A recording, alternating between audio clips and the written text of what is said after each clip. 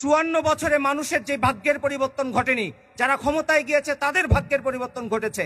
গণমানুষের ভাগ্যের পরিবর্তন ঘটাতে হলে, রিক্সাওয়ালা, ঠেলাওয়ালা, দিনমজুর, সর্বস্তরের মানুষের ভাগ্যের পরিবর্তন ঘটাতে হলে, একটি সুখী সমৃদ্ধশীল বাংলাদেশ বিনির্মাণ করতে হলে আদর্শ একদল মানুষকে রাষ্ট্র পরিচালনার দায়িত্বে নিয়ে আসতে হবে, যাদের অন্তরে আল্লাহর ভয় আছে, যাদের অন্তরে তাকওয়া শিক্ষা আছে, যারা সংযম থাকতে জানে, যারা দুর্নীতি থেকে নিজেদেরকে বিরত থাকতে জানে, রাখতে জানে। নাহমাদুহু ওয়া নুসাল্লি আলা রাসূলিহিল কারীম, আম্মা বাদ, ফাআউযু বিল্লাহি মিনাশ শাইতানির রাজীম, বিসমিল্লাহির রহমানির রহিম। শাহরু রমাদানাল্লাযী উনজিলা ফীহিল কুরআন হুদাল লিন-নাসি ওয়া বায়্যিনাতিম মিনাল হুদা ওয়াল ফুরকান ইলা আখিরিল আয়াহ। সাদাকাল্লাহুল আযীম। ইসলামী ছাত্র আন্দোলন বাংলাদেশ ঢাকা মহানগর দক্ষিণ কর্তৃক আয়োজিত আজকের আলোচনা সভা ও ইফতার মাহফিলে উপস্থিত আছেন আজকের অনুষ্ঠানের সম্মানিত প্রধান অতিথি, এদেশের গণমানুষের রাজনৈতিক সংগঠন ইসলামী আন্দোলন বাংলাদেশ এর সংগ্রামী মহাসচিব অধ্যক্ষ হাফেজ মাওলানা ইউনুস আহমদ।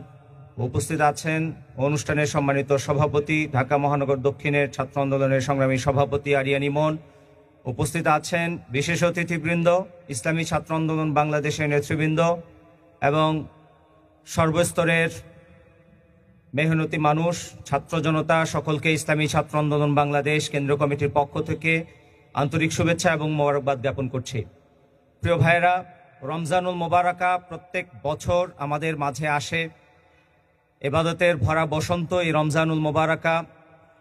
এখানে রহমত, মাগফিরাত এবং বরকত রয়েছে, শবে কদর রয়েছে, সাহরি, ইফতার, তারাবি, তাহাজ্জুদ সহ ইবাদতের এই ভরা বসন্ত আমাদেরকে প্রস্তুত করে বাকি 11টি মাস যেন আমরা আল্লাহর বিধান অনুযায়ী পথ চলতে পারি।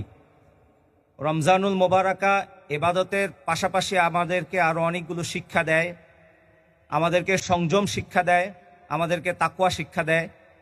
আমরা রমজানুল মোবারকায় বিশেষভাবে সকল প্রকার অপরাধ প্রবণতা থেকে বেঁচে থাকার চেষ্টা করি।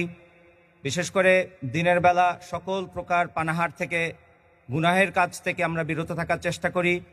এমনকি শুধুমাত্র গুনাহের কাজ নয়, বরং যা কিছু আমাদের জন্য জায়েজ রয়েছে, হালাল খাবার রয়েছে, আমাদের পেটে ক্ষুধা রয়েছে, কিন্তু আমরা আল্লাহর হুকুমের অপেক্ষা করতে থাকি।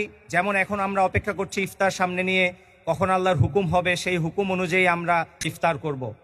এই সংযমের যেই শিক্ষা রমজান আমাদেরকে দেয়, এই শিক্ষা যদি আমরা আমাদের জীবনে প্রত্যেকটি পাতায় পাতায়, প্রত্যেকটি দিন, প্রত্যেকটি মুহূর্ত যদি এই শিক্ষা অনুযায়ী আমরা পথ চলতে পারি, আমরা ছাত্র সমাজ, মেহনতি মানুষ, সর্বস্তরের মানুষরা যদি অপরাধ